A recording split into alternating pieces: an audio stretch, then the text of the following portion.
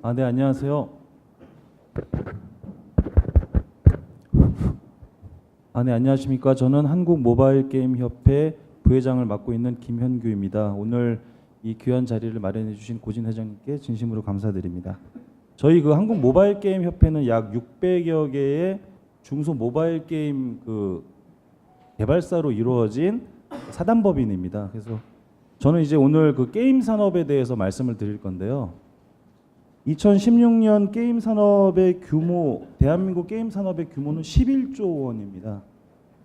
그리고 전체 콘텐츠 산업 수출액의 비중이 55%를 넘고 있는 상황이고요.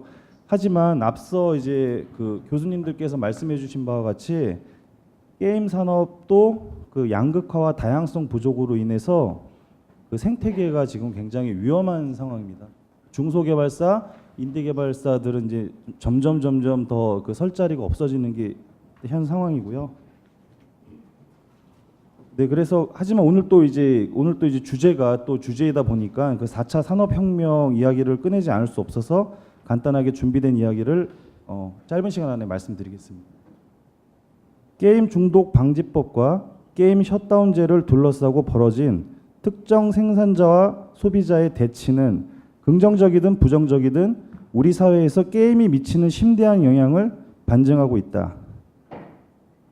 물론 게임인은 포괄적인 관점에서 이러한 강제적인 규제를 반대하는데 최근에는 정부와 관계기관들 또한 자율 규제에 좀 더 힘이 실리고 있는 모양새를 취하고 있다. 하지만 이러한 갈등은 4차 산업혁명이 우리 현실 사회에 가까이 다가오게 되면 또다시 재점화될 수밖에 없다. VR을 통해 현실의 물리적 거리와 시간적 장벽을 초월한 현실보다 더 리얼한 현실이 구현될 때 디지털 콘텐츠들의 파급력과 영향력이 지금보다 더 커질 수밖에 없기 때문이다. VR 기능을 탑재한 페이스북 스페이스 앱을 통해 지구 반대편의 친구와 함께 가상 공간의 소파에 앉아 밤새 감자칩을 먹으며 페이스북 동영상을 즐기면 어떻게 될까? 혹은 뉴 포켓몬고가 AR 기반이 아닌 VR과 AR 융합형 기능을 통해서 집에서 바깥으로 나가지도 않고 친구와 함께 두 사람이 가상의 포켓몬 월드를 직접 뛰어다니며 포켓몬을 잡고 체육관에서 2대2 대전을 펼치는 때가 되면 어떻게 될까? 한 가지 확실한 것은 이처럼 VR과 AR이 현실화되는 시대에도 여전히 규제의 필요성은 존재하지만 다름 아닌 현실이 아닌 가상현실의 높은 장벽으로 인해 앞에서 언급한 사회적 법적 규제의 집행이 갈수록 어려워질 것이라는 점이다. 4차 산업혁명의 시대는 바야흐로 데이터의 P2P 시대를 넘어 모든 생산과 소비활동의 P2P 시대가 온다는 것을 말한다.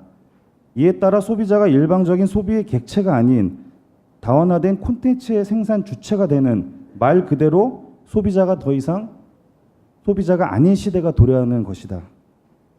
그 누가 분산된 네트워크와 개인화된 가상현실에서 모든 가상 주체들의 생산과 소비, 공유 행동을 규제할 수 있을까? 콘텐츠 산업에서는 더더욱 이 현상이 뚜렷해진다. 인터넷이 제조업 시대의 소통의 한계를 무너뜨렸다면 다가오는 4차 산업혁명 시대는 인터넷 시대에도 굳건하게 존재하는 실체적인 장벽을 해체시킨다. 그 첫 번째는 다름 아닌 단방향적인 놀이로서 예술과 문화가 디바이스로서 기술과 과학과 결합해 지금까지 없었던 뉴 미디어이자 뉴 콘텐츠 시대의 막이 열리게 된다는 것이다.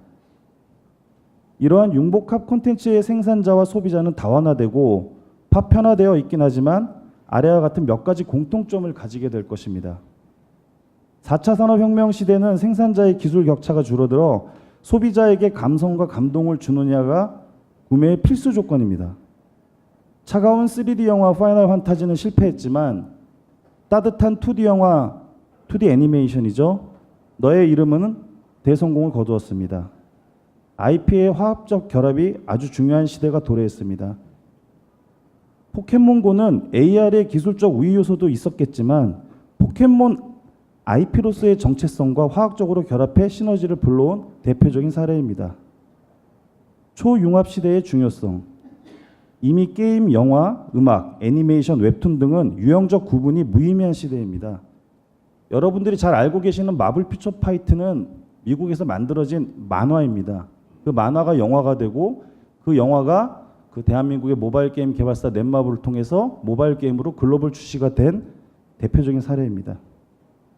정부 및 유관기관의 콘텐츠 정책은 수평과 수직 컨트롤 타워의 유기적인 결합이 필요한 상황입니다. 2000년대 초반 온라인 게임과 IT 산업의 프론티어들로 가득했던 한국이 모바일 기기를 넘어서 웨어러블, 디바이스와 사물 인터넷 등 개인화된 미디어 기기가 보편화되는 4차 산업혁명 시대에도 여전히 글로벌사에 유의미한 족적을 남길 수 있을까요?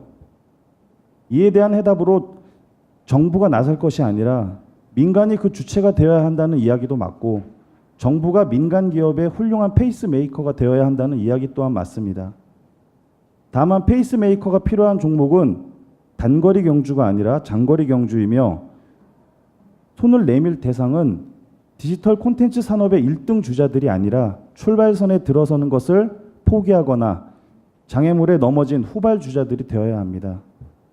여기에서 이제 한 가지 부탁 말씀을 드리자면 그 정부의 합리적인 투자 그리고 각종 규제나 관련된 제도를 개선하고 인력을 양성하고 그 글로벌 진출에 힘써 주셨으면 좋겠다는 말씀을 끝으로 이 이야기를 마치겠습니다.